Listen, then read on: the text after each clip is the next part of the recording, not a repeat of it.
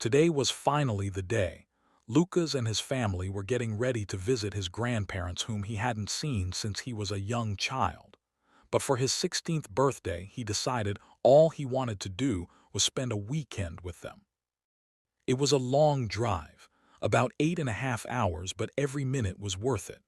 Lucas fell asleep a few hours into the drive but woke up just in time to pull into his grandparents' lot. He noticed right away that there seemed to be no other houses around except for his grandparents, whose home looked as though no one even lived there. The barn was nearby, and it also looked decrepit with its peeling red doors and its seemingly housing no animals. He asked his parents why this was, and they just said it was because his grandparents were getting older and didn't have the time to keep up with everything. Lucas' father knocked on the door, and seconds later it creaked open slowly until an older lady greeted the family. Lucas jumped into her arms excitedly, and she hugged him back tightly. He was finally in his grandma's arms again. Once everyone got settled in, Grandma prepared dinner for the whole family, a big pot roast. Lucas takes a seat next to his grandma and asked her plenty of questions which she was more than happy to answer. After dinner, his grandpa fell fast asleep, and the rest of the family gathered around the television and watched a game show together. This was always something Lucas loved doing when he was a kid. The house went silent early that night, seeing as everyone was quite exhausted. Lucas stayed up reading a book he brought with him since his phone had no signal. He needed a break from it anyway. The lights were dimmed just enough for him to still see the words on the page. About half an hour into reading, Lucas started hearing strange grunting noises that seemed to be coming from outside. He thought nothing of it until he kept hearing the grunting followed by loud scratches. It must be some kind of animal loose in the barn, Lucas thought to himself. He went downstairs slowly, careful not to wake anyone as he slid the front door open slowly and crept to the barn, his bare feet collecting dirt on the way. He opened the barn door slowly. It would be nearly impossible to see anything if it weren't for the moonlight behind him. He walked into the barn and heard that noise again, but it no longer sounded like just grunts. It sounded like pig squeals mixed with the sound of a human screams. Lucas became frozen with fear and walked backwards, slowly inching his way back to the house. But he was stopped in his tracks when something walked out of the barn.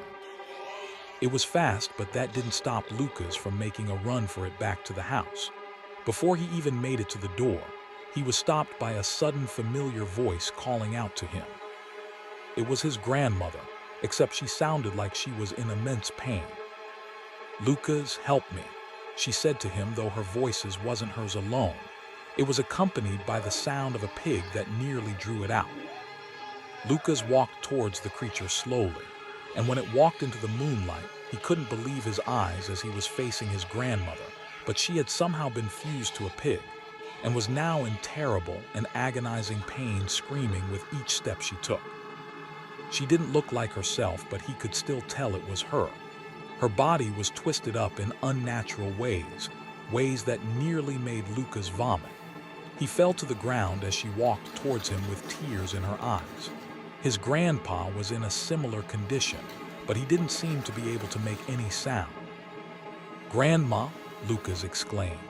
He was terrified and didn't know what to do. He then realized that his parents could be in danger. Who was in the house with them? And what did they do to his grandparents?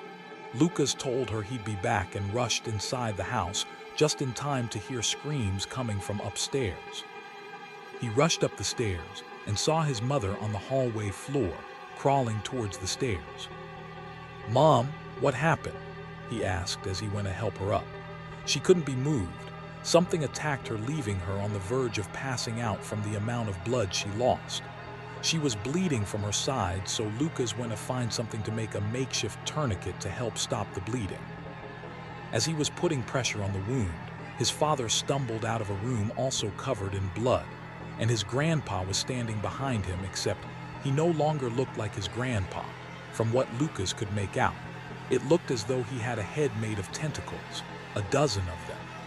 Two glowing eyes shined through, but no other facial features could be seen. "Run, Lucas, run!" his father exclaimed. The creature grabbed hold of his father and with one swipe of its tentacle decapitated him. His head fell slowly to the ground, followed by the rest of his body falling beside it. Lucas screamed and attempted to drag his mother down the stairs with him, but she wouldn't budge. "Go without me, Lucas. Save yourself." She was crying, but she knew there was no way she was making it out of this. He begged her, but she was adamant. He needed to survive. He kissed her on the forehead before running down the stairs. He could hear the sounds of her screams, but didn't turn around as he couldn't bear to watch her die as well. He made his way outside and jumped into his parents' car just as the creature followed him outside. The car wouldn't budge when he tried starting it. He tried again, and again, and again, but nothing. The creature inched closer and closer before finally the car started. He put the car into drive and rammed it into the creature, who was seemingly crushed. Lucas thought he was in the clear until it stood up completely unfazed. Lucas was shocked but didn't have time to react. He put the car into reverse and got all the way back into the street before driving off into the night. The life he once knew was now over. His parents were dead, his grandparents mutilated, and he had no idea how any of this happened or why it was happening to his family. He drove into the night before reaching a motel where he asked to use the phone. He dialed 911, and as he began his call, the motel manager made a strange noise from his office, but Lucas was too busy thinking of his family to notice.